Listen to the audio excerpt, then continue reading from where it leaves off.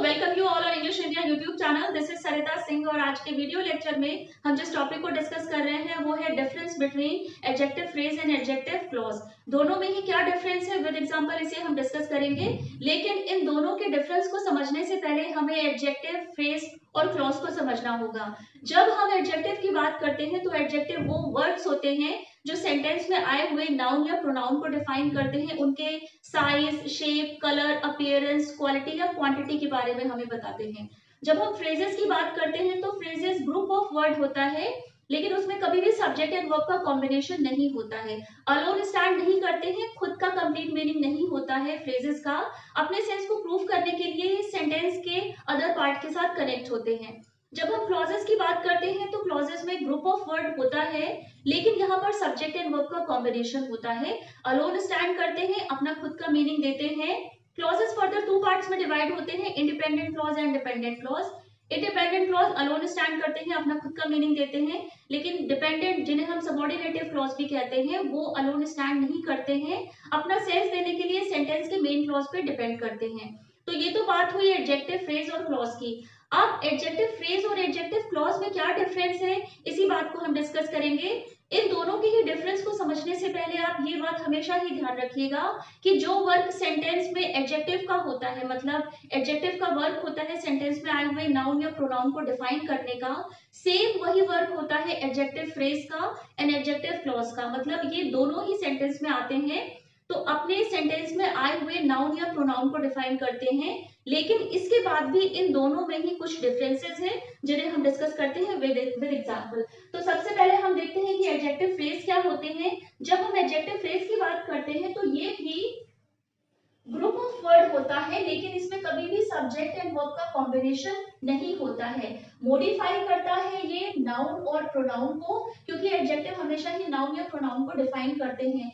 अब जब हम एडजेक्टिव फ्रेज की बात करते हैं तो वहां पर जो ग्रुप ऑफ वर्ड होता है उसमें एडजेक्टिव भी आता है, एडवर्ब भी आ सकता है, प्रीपोजिशन भी हो सकता है या प्रीपोजिशनल फ्रेज भी हो सकता है, पार्टिसिपल्स हो सकते हैं। पार्टिसिपल्स टू टाइप के होते हैं, present participle and past participle. Infinitive होता है जब हम वर्ब की बेस फॉर्म से पहले टू को ऐड कर देते हैं तो वो फॉर्म बनता है इन्फिनेटिव का। तो जब हम एडजेक्टिव फ्रेज की बात करते हैं, ग्रुप ऑफ वर्ड होता है, सब्जेक्ट एंड वर्ब का कॉम्बिनेशन नहीं होता है, और जो ग्रुप ऑफ वर्ड होता है उसमें एक या एक से ज्यादा एडजेक्टिव आ सकते हैं, एडवर्ब आ सकते हैं, प्रीपोजिशनल फ्रेज आ सकता है या प्रीपोजिशन आ सकता है, पार्टिसिपल्स या इन्फिनेटिव्स भी आते हैं जो एज अ मॉडिफायर की तरह काम करते हैं। अब जब हम एडजेक्टिव की बात करते हैं तो एडजेक्टिव भी फर्दर टू पार्ट्स में डिवाइड होता है। एक होता है एट्रीब्यूटिव एडजेक्टिव। एट्रीब्यूटिव एडजेक्टिव उन एडजेक्टिव्स को हम कहते हैं जो आते हैं नाउन से पहले, बिफोर नाउन। एग्जांपल देखते हैं, जैसे कि the blue car is mine. तो यहाँ पर कार नाउन है, नाउन को किस वर्ड ने डिफाइन करा है, किस नाउन जो कार है उसकी क्वालिटी क्या थी, वो ब्लू कलर की थी, तो ब्लू यहाँ पर एज एन एडजेक्टिव की तरह आया है। ये बात ध्यान रखिएगा, अगर नाउन से पहले एडजेक्टिव आके उस नाउन को डिफाइन करता है तो उसे हम एट्रीब्यूटिव एडजेक्टिव करते हैं, और अगर एडजेक्टिव नाउन के बाद में आके उसे डिफाइन करता है तो उसे हम प्रेडिकेटिव एडजेक्टिव कहते हैं, क्योंकि ये नाउन के बाद में आता है। एग्जांपल देखते हैं, जैसे कि the car is blue.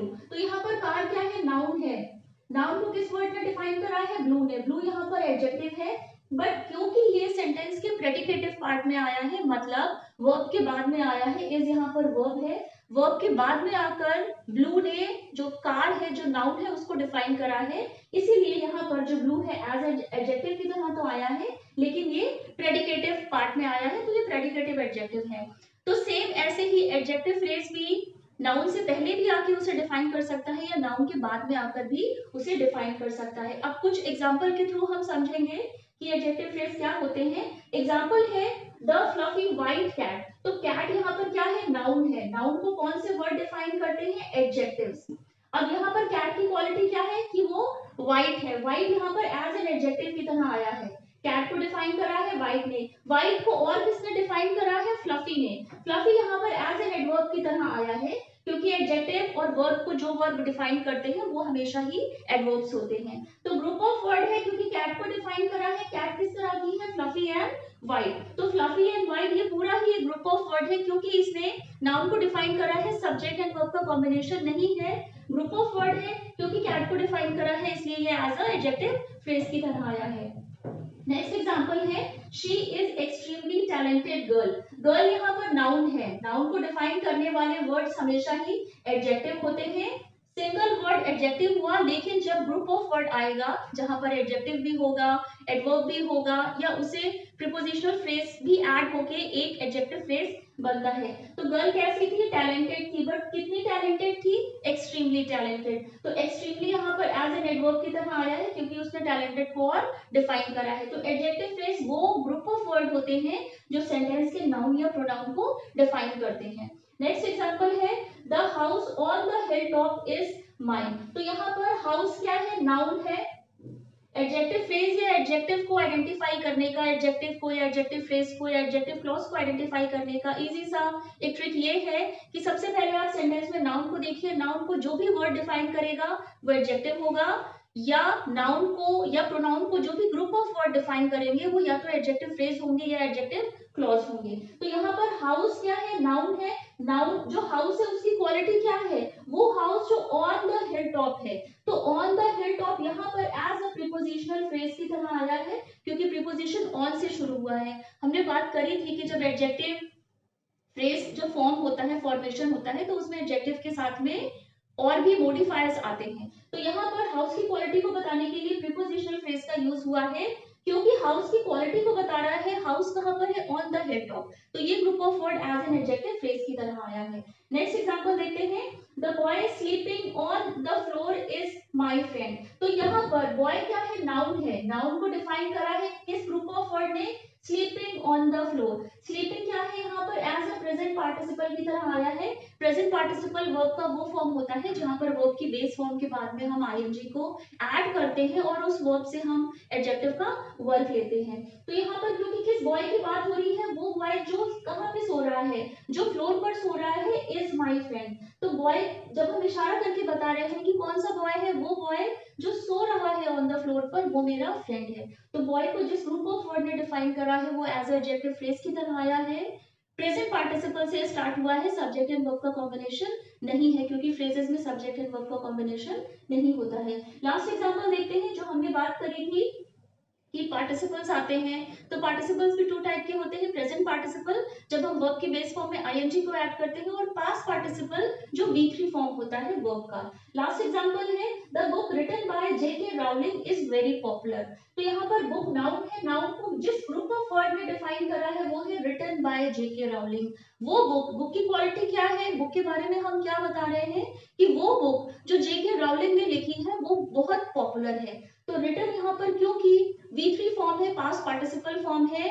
Participles भी आते हैं जब हम एडजेक्टिव फ्रेज को फॉर्म करते हैं और ये हमेशा ही सेंटेंस में आए हुए नाउन या प्रोनाउन को डिफाइन करते हैं। तो एडजेक्टिव फ्रेज को हमने समझ लिया है कि ग्रुप ऑफ वर्ड है, सब्जेक्ट एंड वर्ब का कॉम्बिनेशन नहीं है इसमें। लेकिन जब एडजेक्टिव फ्रेज का हम यूज करते हैं, नाउन या प्रोनाउन को डिफाइन करता है और ग्रुप ऑफ वर्ड में एडजेक्टिव तो आता ही है, साथ में उसके एडवर्ब, प्रीपोजिशन, पार्टिसिपल या इन्फिनिटिव्स भी आ सकते हैं। अब जब हम बात करते हैं एडजेक्टिव क्लॉज की, तो एडजेक्टिव क्लॉज भी ग्रुप ऑफ वर्ड होता है। यहाँ पर सब्जेक्ट एंड वर्ब का कॉम्बिनेशन होता है। फ्रेज में सब्जेक्ट एंड वर्ब का कॉम्बिनेशन नहीं होता है, लेकिन जब हम एडजेक्टिव क्लॉज की बात करते हैं तो यहाँ पर सब्जेक्ट एंड वर्ब का कॉम्बिनेशन होता है। डिपेंडेंट क्लॉज इसलिए कहलाते हैं, जिन्हें हम सबऑर्डिनेटिव क्लॉज भी कहते हैं।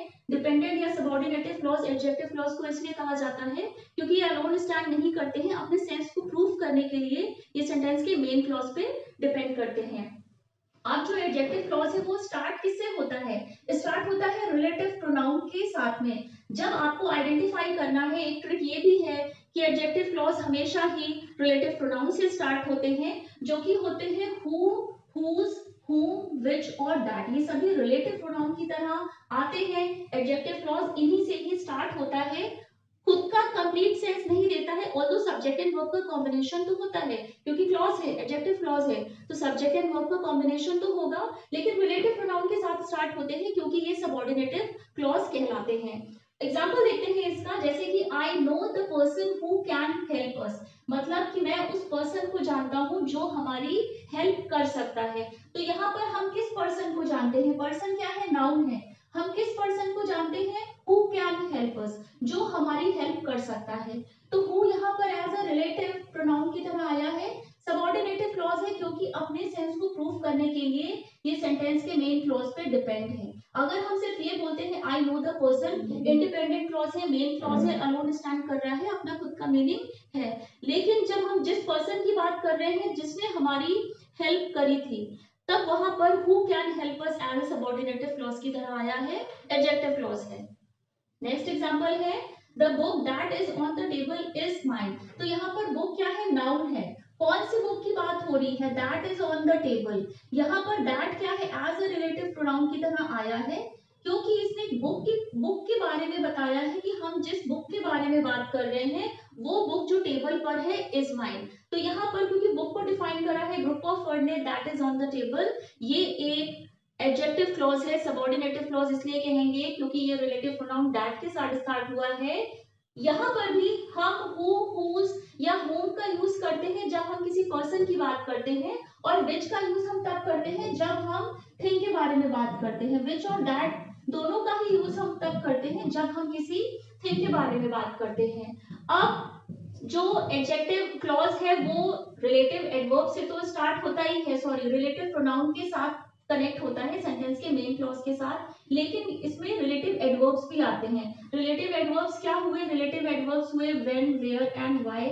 व्हेन हमें बताता है कि जो एक्शन हुआ है वो कहाँ पर, जो एक्शन हुआ है वो कब हुआ है, मतलब कि ये टाइम को बताता है। व्हेन की जब हम बात करते हैं तो ये टाइम को बताता है, जब हम वेयर की बात करते हैं तो ये प्लेस को बताता है, और व्हाई की बात जब हम करते हैं तो ये रीजन को बताता है। तो एडजेक्टिव क्लॉज रिलेटिव प्रोनाउन से तो स्टार्ट होते ही हैं, लेकिन ये रिलेटिव एडवर्ब के साथ भी स्टार्ट होते हैं। एग्जांपल देखते हैं, जैसे कि this is the place where we first met. तो वेयर यहाँ पर क्या है, एज अ रिलेटिव एडवर्ब की तरह आया है, एडजेक्टिव क्लॉज है, डिपेंड है सेंटेंस के इस पार्ट पर। अगर हम दिस इज द प्लेस बोले तो भी सेंटेंस कंप्लीट है, अपने आप में कंप्लीट सेंस दे रहा है।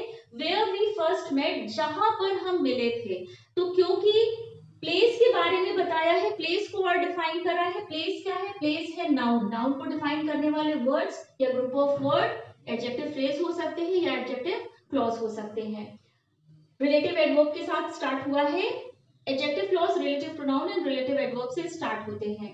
अब जो एडजेक्टिव क्लॉज की जब हम बात कर रहे हैं तो ये एसेंशियल एंड नॉन एसेंशियल दो पार्ट्स में डिवाइड होते हैं। एसेंशियल क्लॉजेस वो क्लॉजेस होते हैं जहां पर नाउन को जो भी वर्ड डिफाइन करता है वो एसेंशियल होता है, हम उसे उस सेंटेंस से हटा नहीं सकते हैं। और नॉन एसेंशियल क्लॉज वो क्लॉज होते हैं जो एडिशनल या एक्स्ट्रा इंफॉर्मेशन देते हैं सेंटेंस में आए हुए नाउन या प्रोनाउन के बारे में। और अगर हम नॉन एसेंशियल क्लॉज को सेंटेंस से हटा भी देते हैं तो सेंटेंस के स्ट्रक्चर पे इफेक्ट नहीं पड़ेगा। विद एग्जांपल आपको बेटर समझ में आएगा। एग्जांपल है the car that I bought last year is very reliable. तो यहाँ पर कार नाउन है, नाउन को जिस ग्रुप ऑफ वर्ड ने डिफाइन करा है, कौन सी कार, वो कार जिसे मैंने खरीदा था last year is very reliable, वो बहुत ही अच्छी है। बट कौन सी कार, जो कार मैंने लास्ट ईयर खरीदी थी। तो दैट यहाँ पर एज अ रिलेटिव प्रोनाउन की तरह आया है, कनेक्ट किया है सेंटेंस को द कार के साथ में, नाउन को और डिफाइन करा है।